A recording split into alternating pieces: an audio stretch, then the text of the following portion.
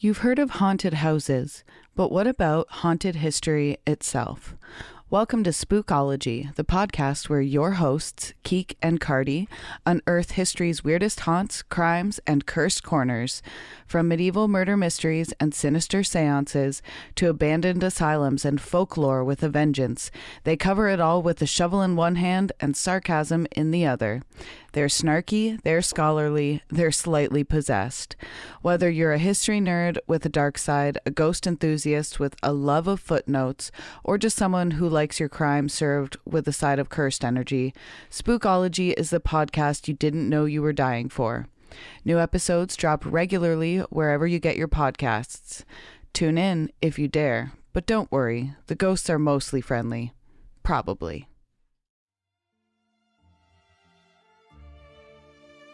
Can a place hold secrets? Not just stories or memories, but answers sealed off, buried beneath snow and silence. There are corners of the world where something resists explanation, where even the most determined investigations seem to circle endlessly around a void.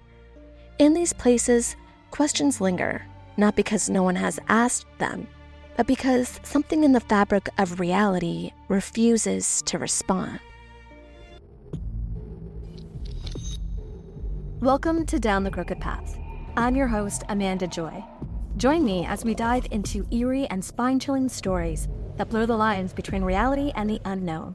From cryptids and mysterious disappearances to true crime, UFO sightings, and paranormal activity, venture into the unknown and uncover the secrets that lie down the crooked path.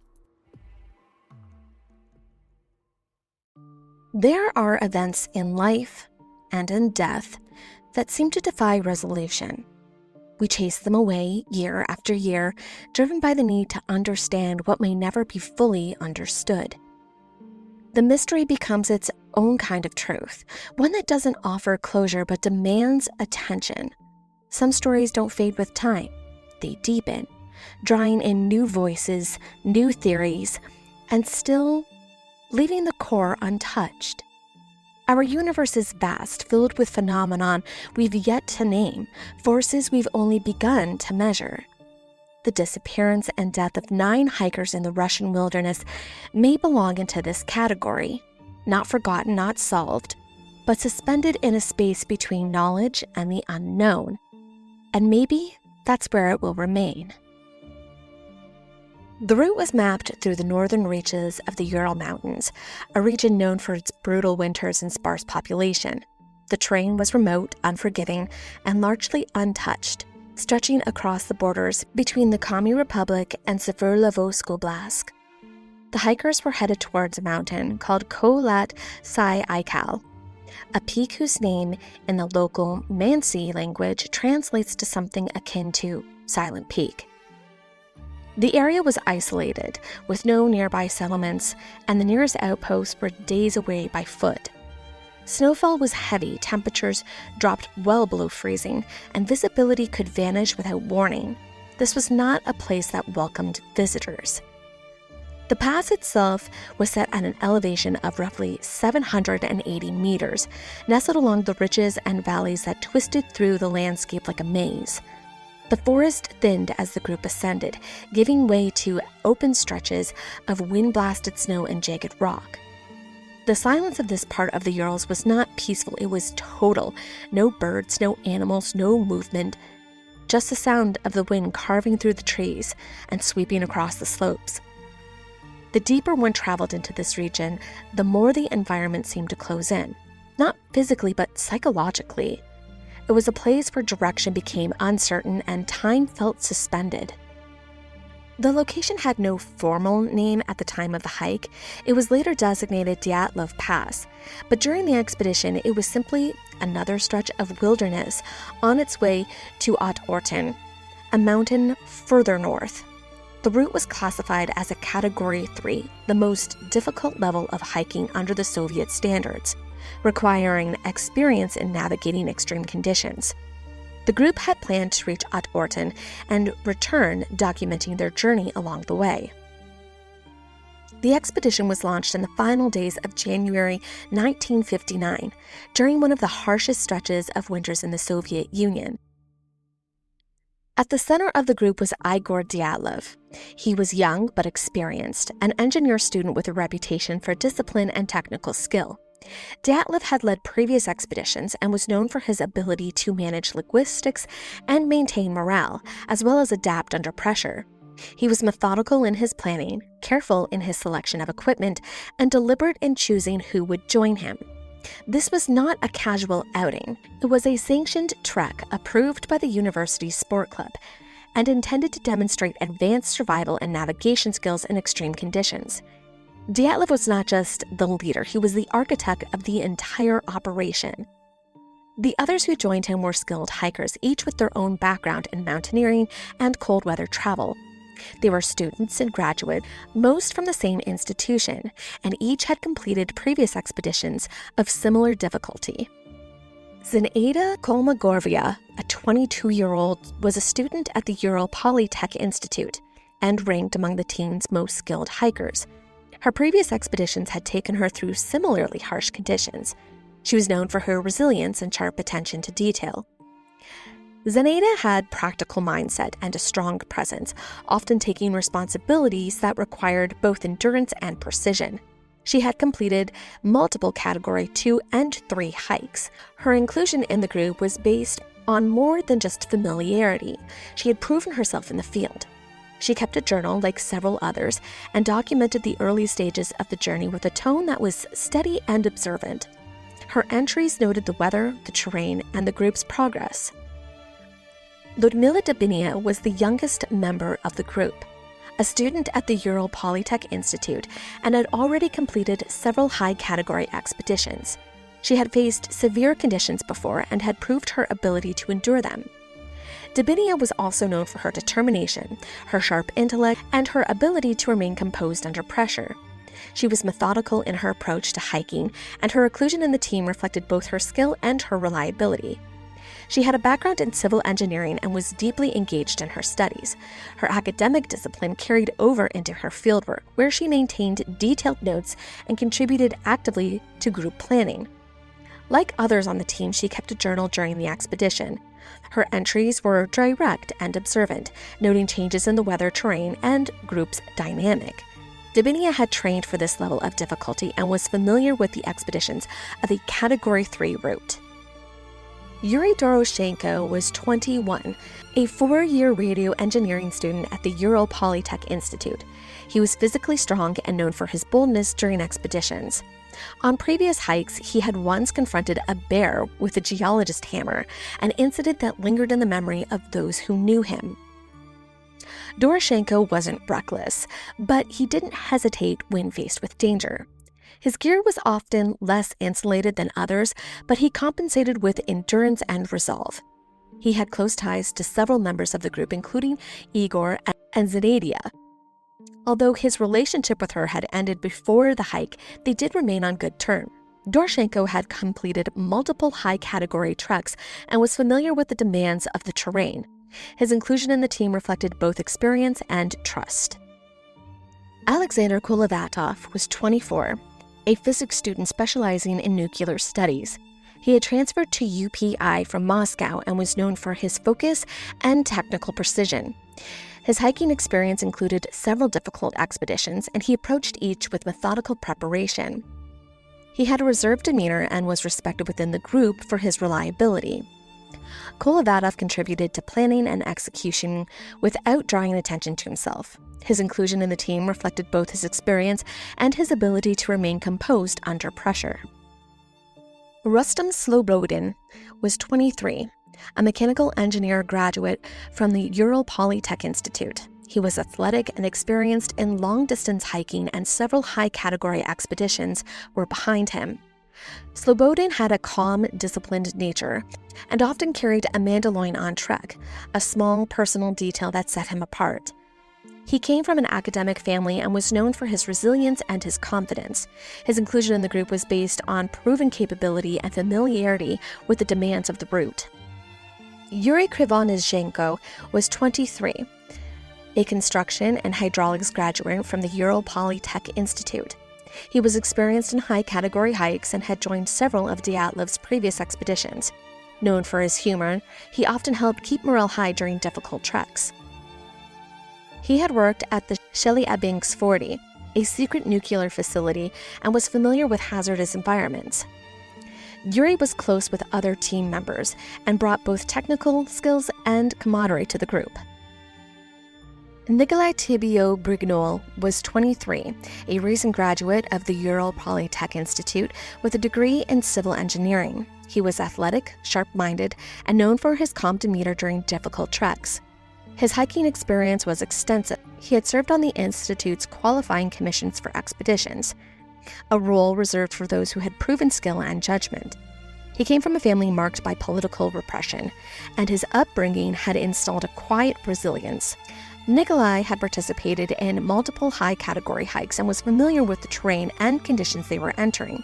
He was well-liked among the group and contributed to the team with steady focus and physical capability. Simeon Zolotaryov was a 38-year-old. He was the oldest member of the group and the only one not affiliated with the Ural Polytech Institute. He had joined the expedition shortly before its departure, replacing another hiker who had fallen ill. His background was different from the others. He was a military veteran, having served through the entirety of the Great Patriarch War and carried commendations for his service. After the war, he trained as a physical education instructor and had worked at various tourist bases across the Soviet Union. He introduced himself as Sasha, a name that appeared in several documents and personal accounts, though his given name was Simeon. His decision to join Dyatlov's group came through a referral from another hiking team whose itinerary didn't align with his plans. Sasha had intended to visit his mother, and the timing of Dyatlov's expedition suited him better. His presence was accepted without issue. His credibilities were solid, and his experience in extreme conditions was well established. Despite his qualifications, Sasha's inclusion raised questions later. He was older, less familiar with the group, and carried a background that didn't quite match the others. His military past, his sudden change in plans, and the use of an alternate name all contributed to a sense of ambiguity that would linger long after the hike began. The group left Vizhay on January 27, 1959, skis strapped to their packs, the forest closing in behind them as they moved into the deeper reaches of the Ural wilderness. The trail ahead was buried with thick snow. The air was sharp with cold.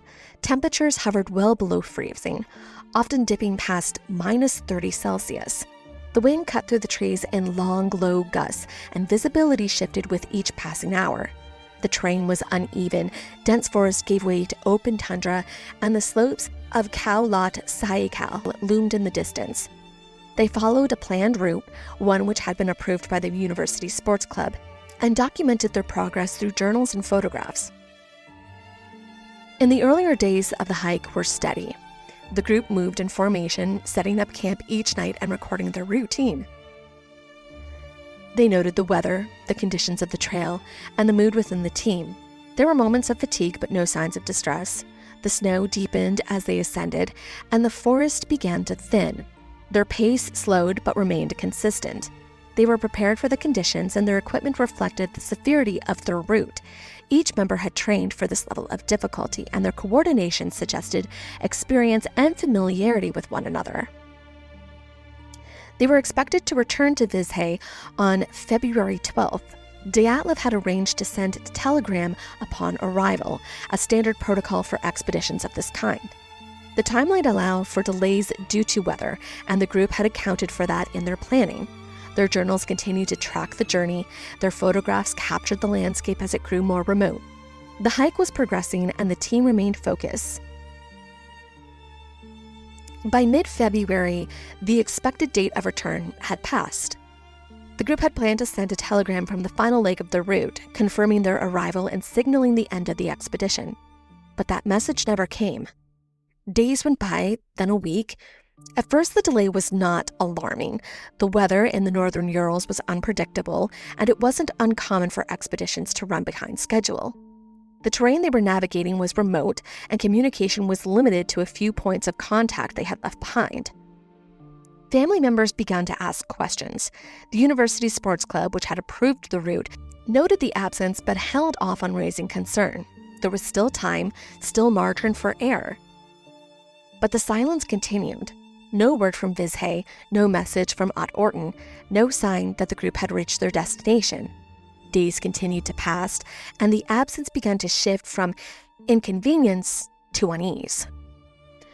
The search for the Dyatlov group officially began on February 21, 1959, after pressure from family members and mounting concerns at the Ural Polytech Institute.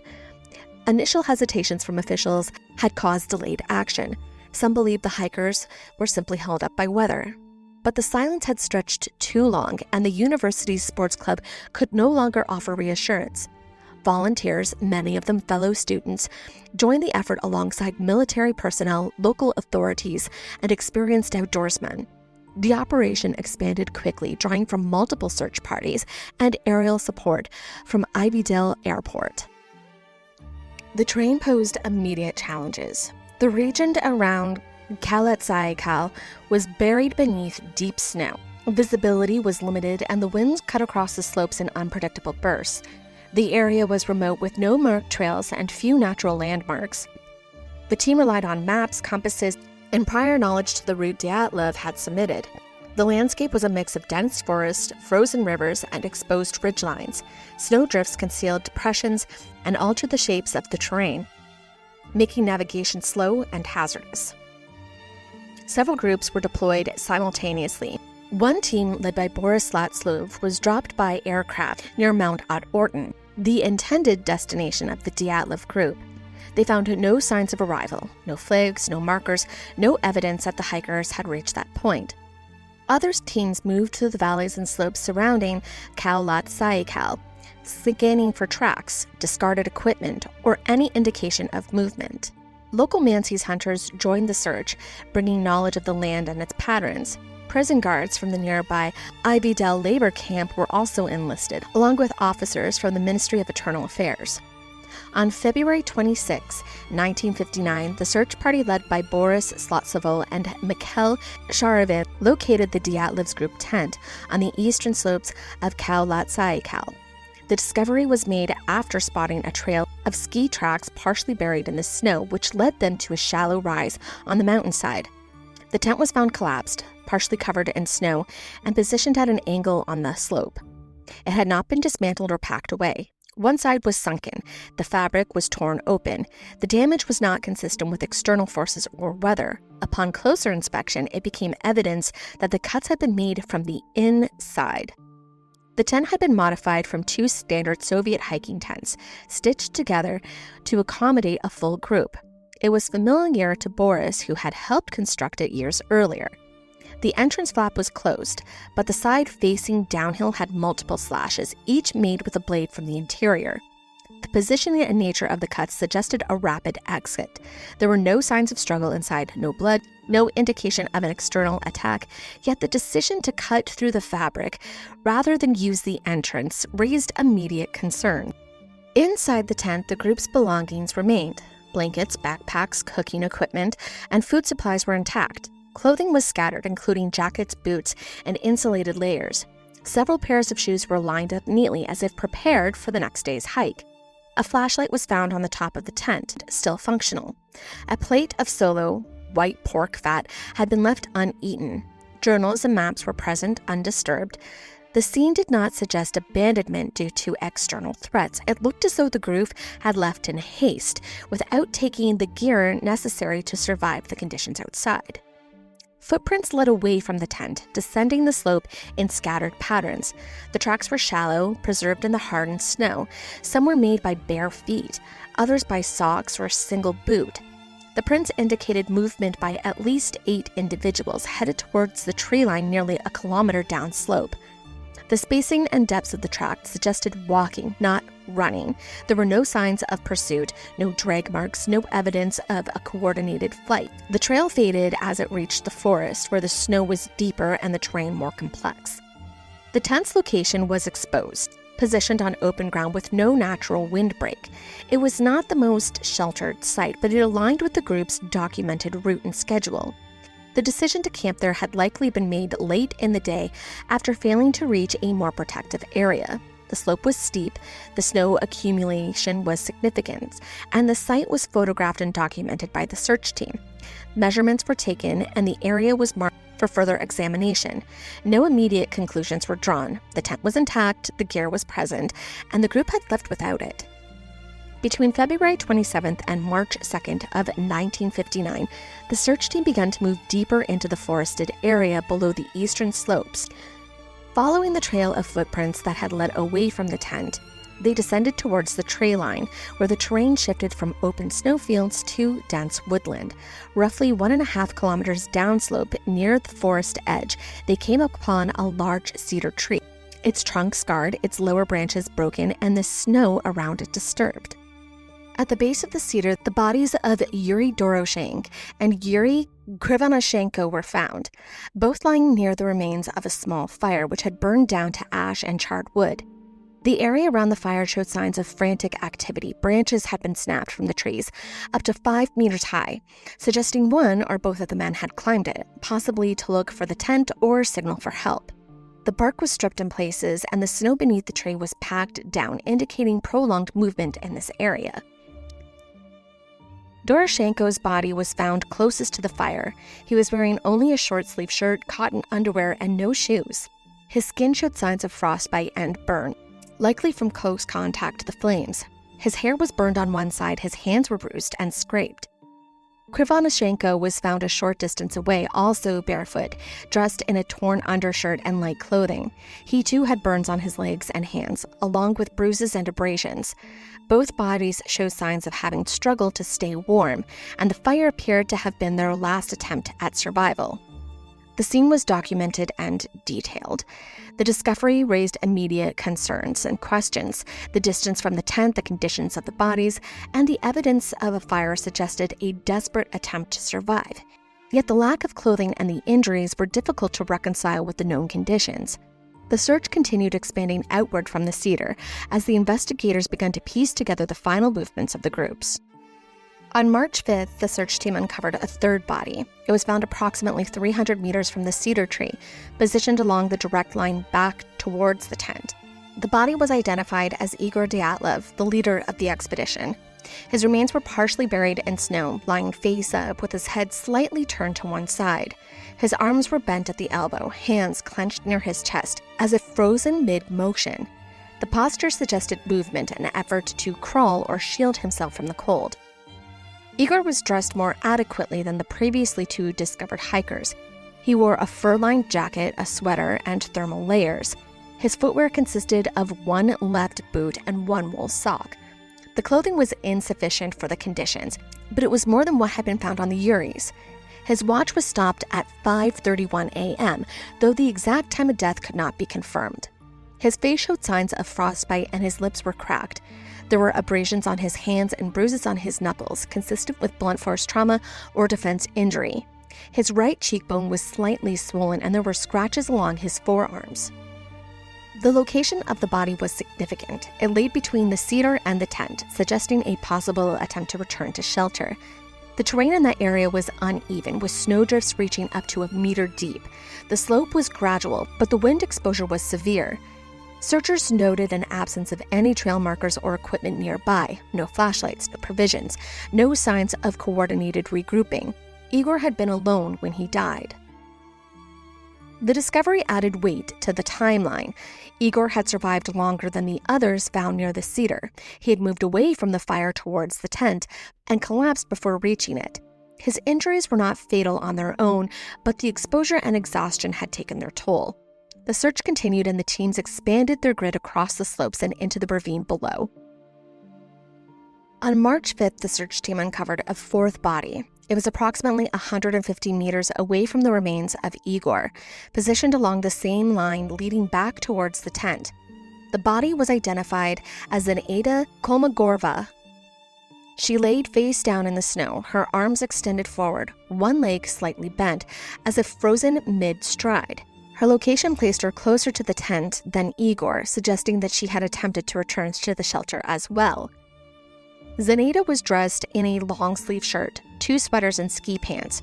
She wore 2 pairs of socks but no boots. Her clothing was layered but insufficient for the conditions. Her skin showed signs of frostbite, and her face bore multiple injuries. There was bruising on her right cheek and an abrasion across her nose and lips. Her hands were scraped with visible damage to the knuckles, consistent with blunt force trauma or contact with hard surfaces. The injuries were not immediately fatal, but they indicated physical stress and exposure. The snow around her was compacted with no clear signs of struggle. There were no boot prints nearby, no discarded equipment, and no indication that she had been accompanied. Her position, like Igor's, suggested movement towards the tent. In her journal, recovered earlier from the tent, it contained entries of the earlier days of the hike. Her handwriting was steady, her observations detailed. There were no final notes, no indication of distress.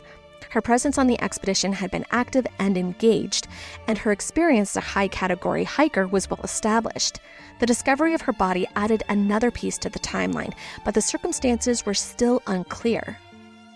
Later that same day, search teams located a 5th body.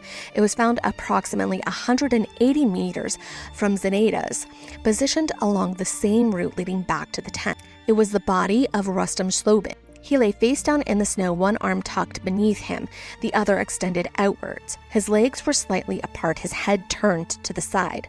The posture suggested collapsing during movement, consistent with the pattern seen in the previous recoveries.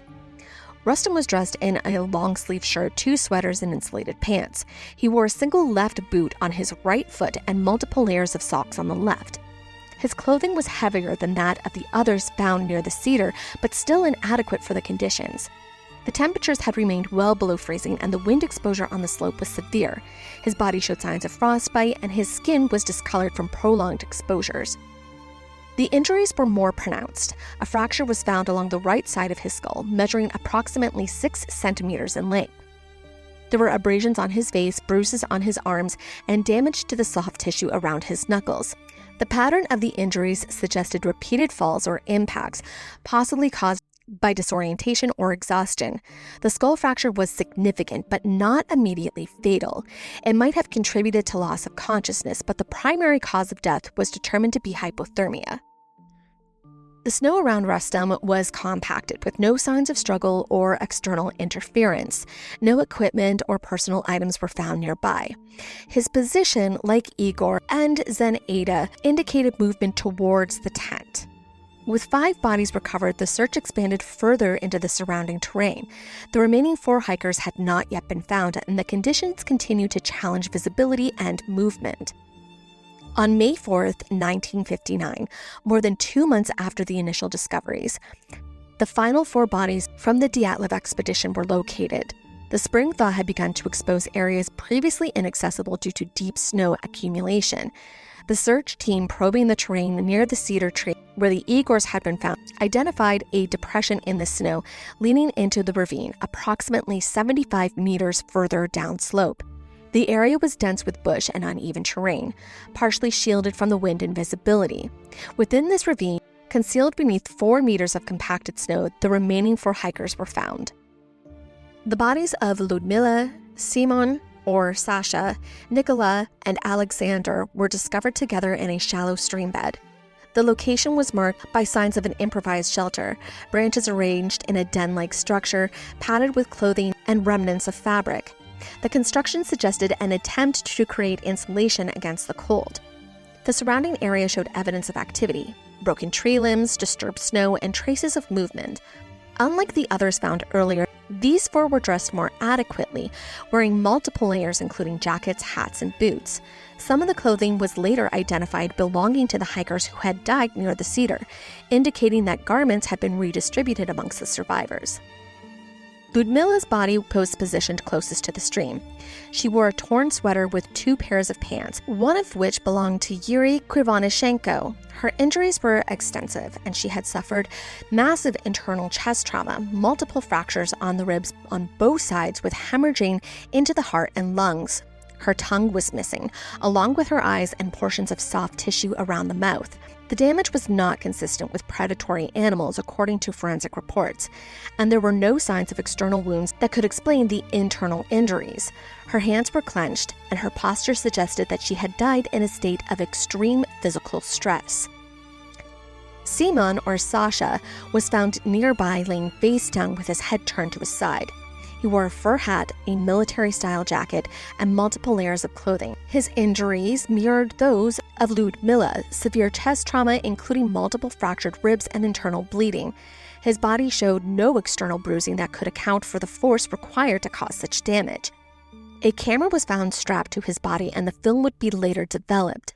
His injuries were described by forensic experts as comparable to those sustained in high-impact accidents, such as a car crash.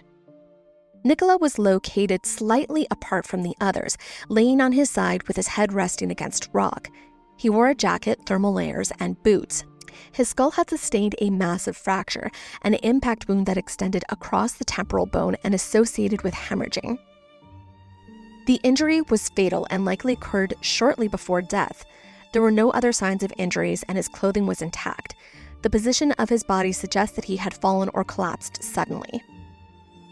Alexander was the last found, partially buried beneath the snow, lying close to Ludmila. His injuries were less severe. He had a deformed neck consistent with exposure and postmortem movement, and a minor abrasion on his face. His clothing was layered and included a coat, sweater, and trousers. His body showed signs of early decomposition, likely accelerated by the moisture from the ravine. There was no indication of violent trauma, but the circumstances of his death remained unclear. The discovery of the final 4 bodies deepened the mysteries surrounding the Dyatlov Pass incident. Their location, injuries, and conditions differed markedly from those found earlier. The presence of the shelter, the redistribution of clothing, and the nature of the wounds suggested that these individuals had survived longer and attempted to endure the conditions through coordinated effort. Yet the injuries, particularly the internal trauma, remained unexplained by environmental factors alone.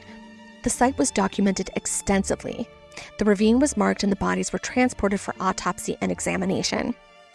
The search concluded with the recovery of all 9 hikers. The terrain had yielded its final secrets. Along with the journal entries, cameras were found among the hikers' belongings. While they offered a little insight into the team's final days, there were some curious photos. The final frames on Yuri Krivonoshenko's camera were unlike others recovered from the Dyatlov group. His roll, designated film number 6, contained a series of images that had begun as casual snapshots, interior scenes, portraits, moments of camaraderie, but towards the end the tone shifted. The last frame showed streaks of light against a dark background. They were blurred, uneven, and difficult to interpret. The exposures were inconsistent. The source of light was not identified. The images were taken at night. That was clear from the surrounding darkness and lack of ambient details. The streaks varied in intensity. Some appeared as thin lines and others as broader flares. The direction of the flares were erratic. There was no discernible pattern, no faces, no landscape, no context. Investigators considered multiple possibilities. The most popular explanation was accidental exposure. The camera may have been jostled, the shutter could have been triggered unintentionally, and the film might have been damaged during development. But the timing of the frames and their placement at the end of the roll raised questions.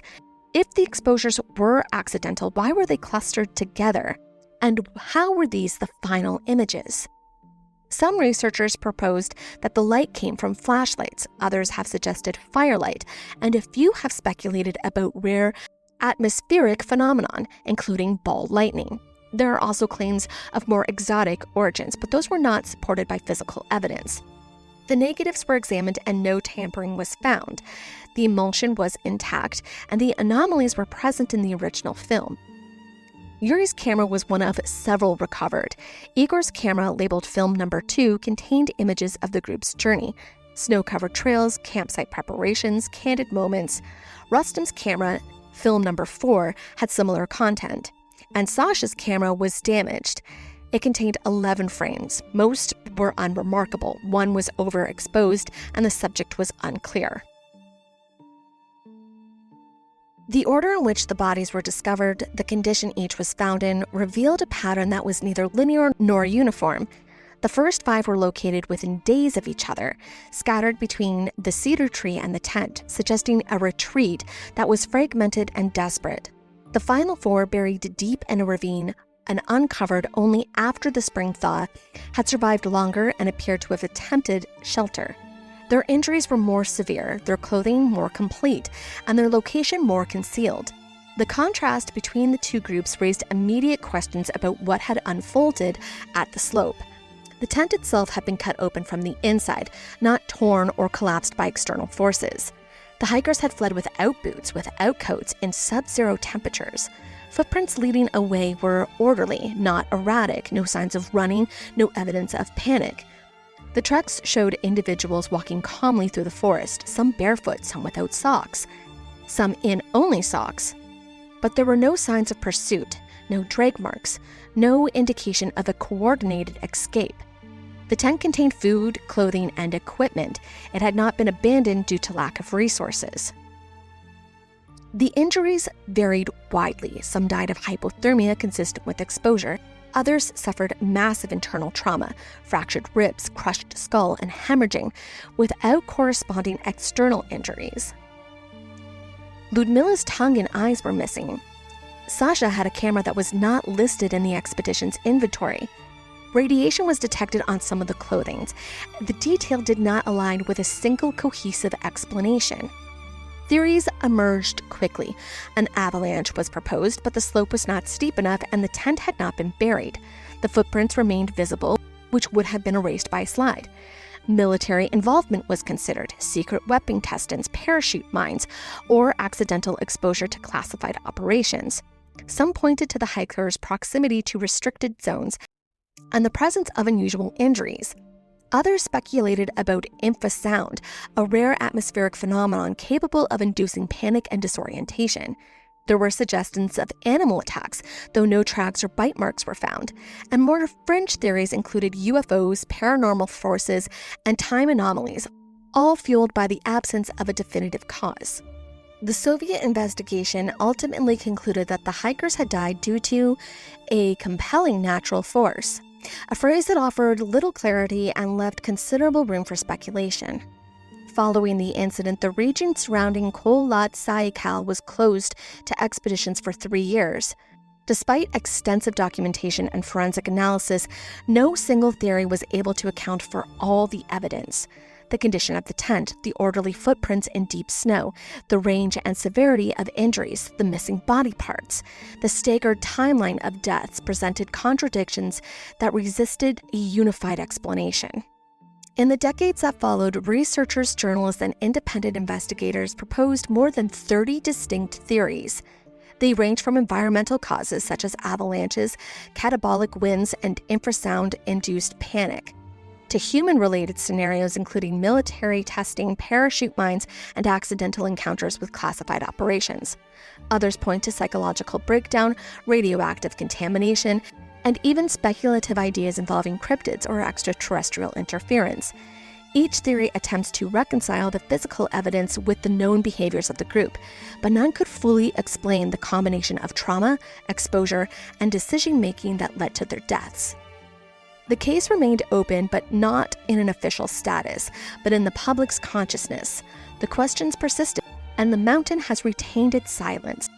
In 2019, the Russian Prosecutor's General Office reopened the Dyatlov case, focusing exclusively on natural causes.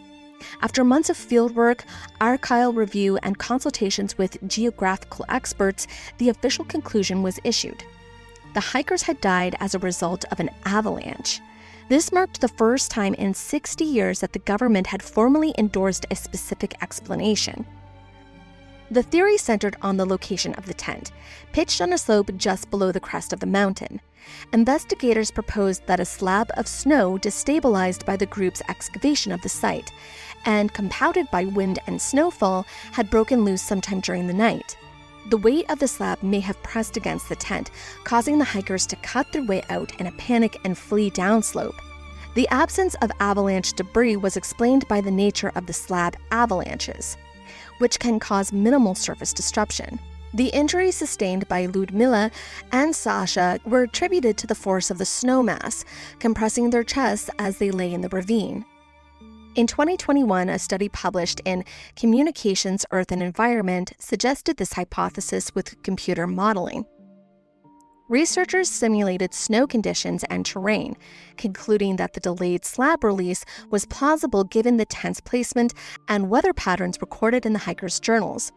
The study did not claim to solve the case definitively, but it offered a scientifically grounded scenario that accounted for the sudden evacuation and some of the trauma. Critics of the avalanche theory point to the inconsistencies. The slope's angle was below the typical threshold for slab release. The tent was still partially standing, and the footprints leading away were preserved, conditions unlikely if a full avalanche had occurred.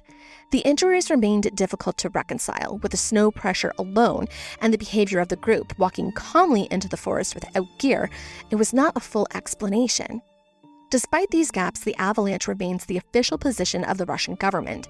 It is the most widely accepted natural explanation, supported by modern modeling and field analysis. Yet even within that framework, questions still exist. Catabolic wind was introduced years later by researchers familiar with polar meteorology. It is a rare and violent phenomenon, dense cold air descending rapidly from high elevations, accelerating as it funnels through valleys and slopes. It can strike without warning, it can flatten tents, and it can disorient even seasoned mountaineers. The Dyatlov group had pitched their tent on an exposed ridge of the mountain. There were no trees, no natural windbreaks.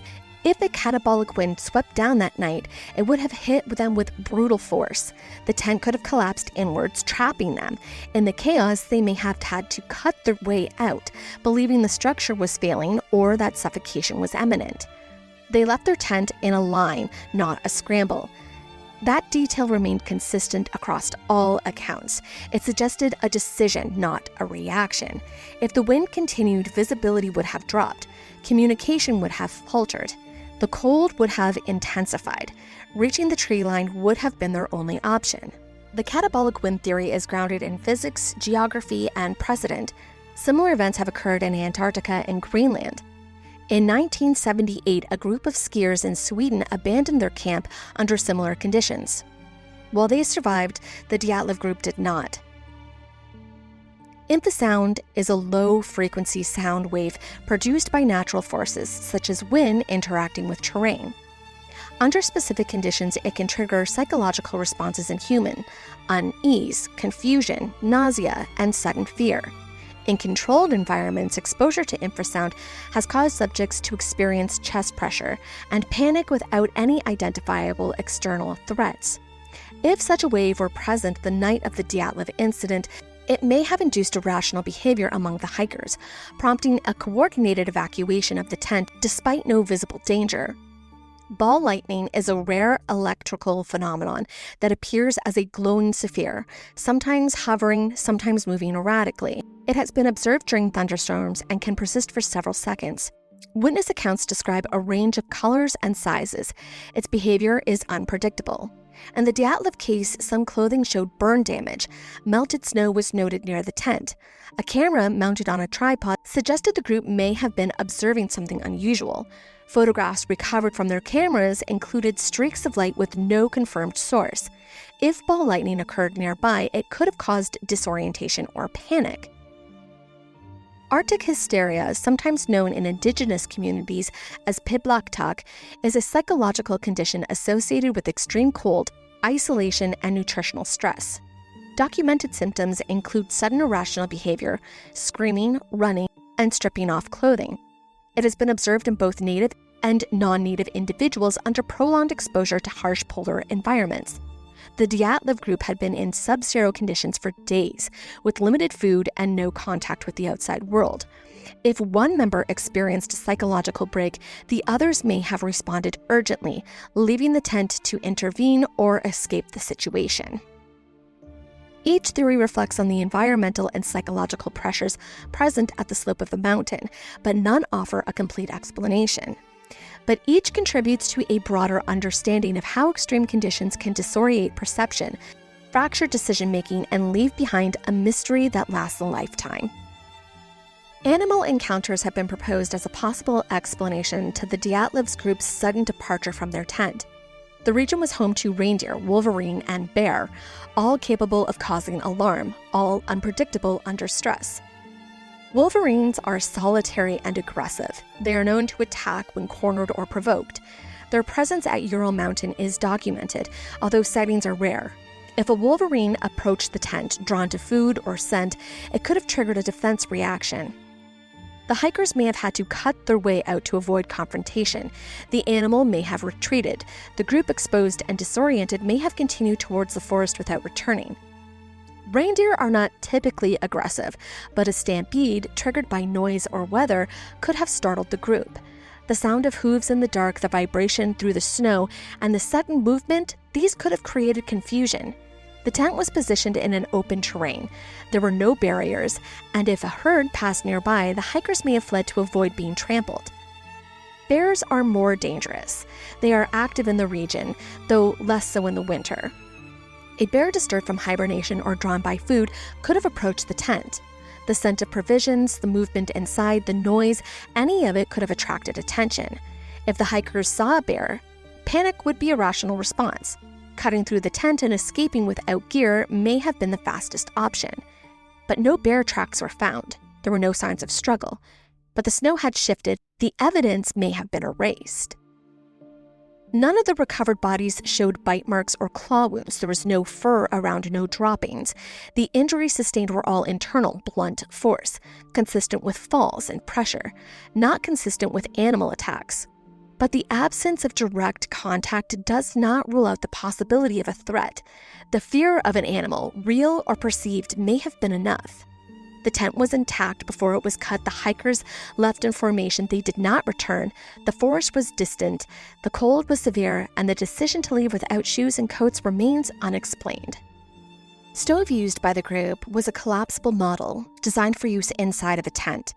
It had been assembled and tested earlier in the expedition. On the night of the incident, the stove was found packed away, with unburnt wood still inside. There were no signs that it had been used, no soot, no smoke damage, no evidence of combustion.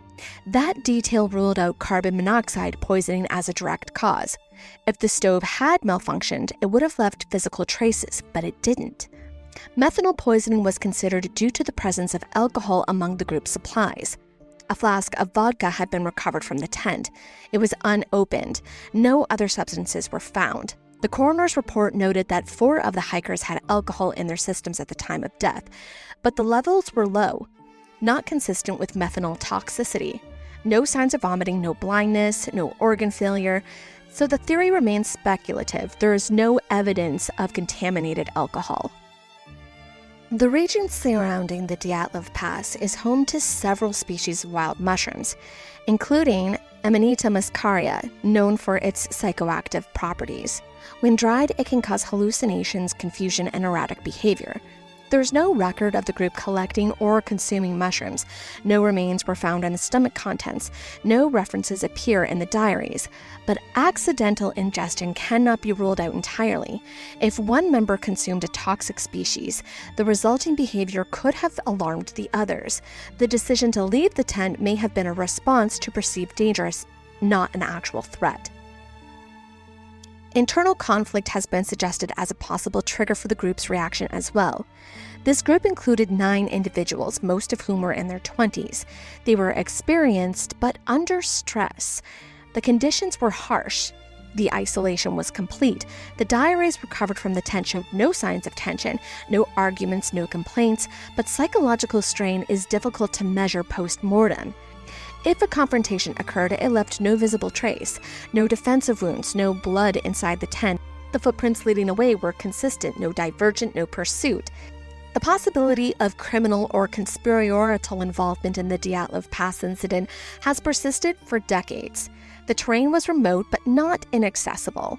The Ural Mountains were known to host military activity, including weapon testing and classified operations. Hikers were not far from areas used by the Soviet military for experimental launches or radar calibration. Some researchers believe that the group may have inadvertently entered restricted territory. If they witnessed something they weren't meant to see, the consequences could have been immediate. Sasha's background has drawn particular attention. He was older than the others. He joined the group late. He had military training. His tattoos were unusual, not easily explained. His behavior in the days leading up to the incident was described as confident, even secretive. Some theorists have suggested that he may have had a secondary purpose on the expedition. No documentation supports that claim, but the speculation remains. The presence of radiation on some clothing added weight to the technogenic disaster theory. Traces of beta radiation were found on garments belonging to Krivonischenko and Sasha. The levels were elevated, though not lethal. The source was never confirmed. Possibilities include fallout from nearby testing, contamination from previous work environments, and contact with radioactive equipment. Krivonischenko had worked at the nuclear facility. That detail was known.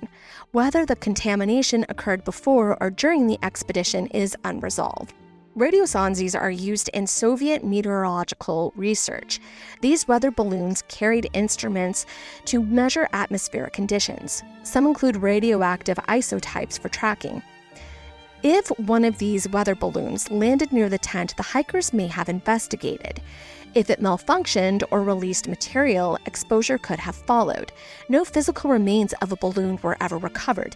No official records placed one in the area, but the possibility has not been ruled out.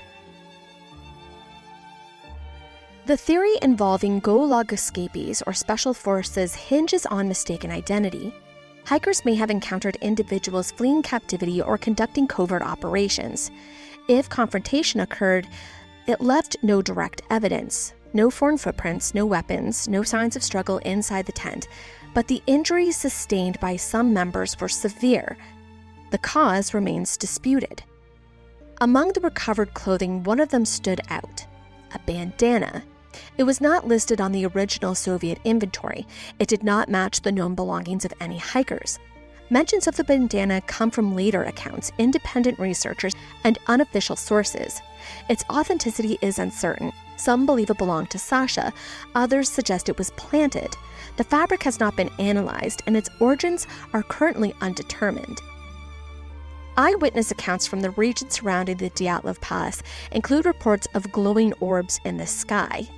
These sightings were documented in the weeks before and after the incident. Residents of nearby settlements describe low-moving lights, spherical in shape, hovering just above the horizon. The colors varied: orange, white, sometimes bluish. The orbs were silent. They didn't flicker. They didn't behave like aircraft or flares. The Mansi people indigenous to the area have long reported unusual aerial phenomenon. Their accounts were consistent with the timing of the Dyatlov expedition. Some describe the lights as reoccurring. Others claim they were brightest in the direction of the mountain. Some reports were not formally investigated. They were noted, but then dismissed. Photographs recovered from the hiker's camera show streaks of light against dark backgrounds. The source has never been identified. The exposures were uneven and the angles erratic. One image from inside of the tent showed a flare-like burst. It was overexposed, the subject was unclear, and the frame was the last on the roll. No official examination was given for the lights. No military exercises were confirmed in the area. No aircrafts were logged. The Soviet investigation did not address the eyewitness reports. The files made no mention of aerial anomalies, and the topic was just avoided. Is it possible that what they encountered was a UFO? It would explain the lights, and it would partially explain the radiation. Fringe theories surrounding the Dyatlov Pass incident have circulated for decades, fueled by gaps in the official investigation and the mystery of the hiker's final hours. The ideas often fall outside of the realm of conventional science, yet they continue to circulate in books, documentaries, and online forums. The Yeti theory gained traction in the 1960s, popularized by tabloid headlines and speculative media.